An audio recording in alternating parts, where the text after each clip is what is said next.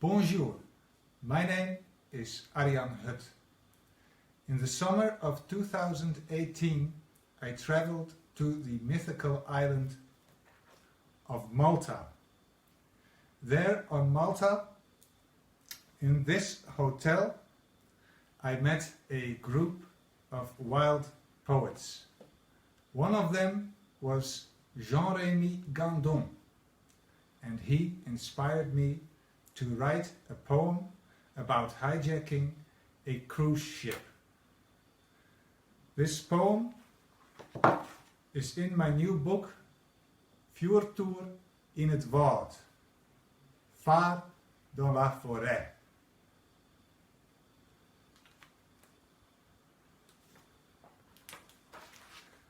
The name of the poem is Skiplong, and Jean-Remy Gandon helped me make a translation. Skiplong.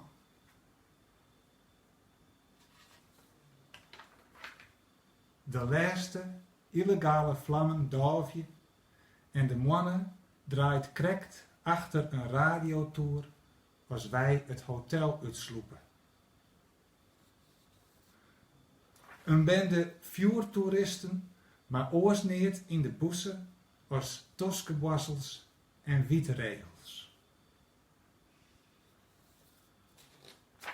We praten Italiaans, Iers-Frans, Spirabisk.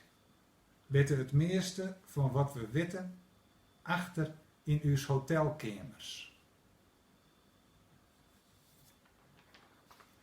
In de haven kapen we een cruiseschip. Europees, met sportfaciliteiten. En als we de beschaving uitvaren, kleien we in dit land, mijn mensen wurg, ek niet meer dichtje.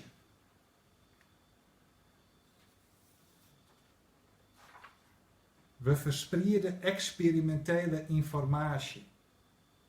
Ontkennen dat uw reizigend territorium een Chinese provincie wezen zou.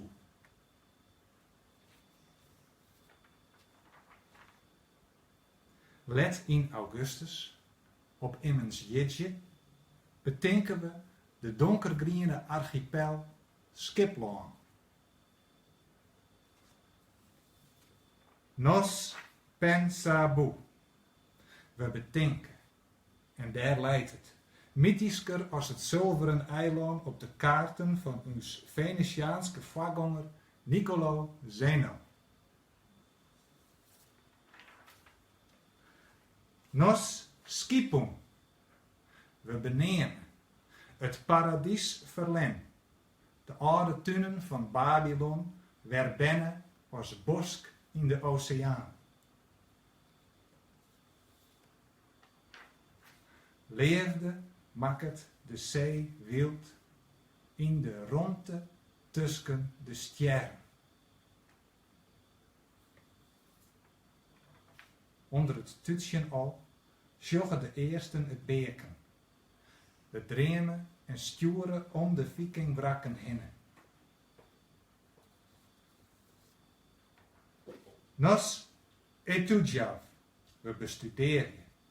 Wattels van de stambeem, draai van het jachthuis, geesten van bosbraan in haar heeg slingerende bal.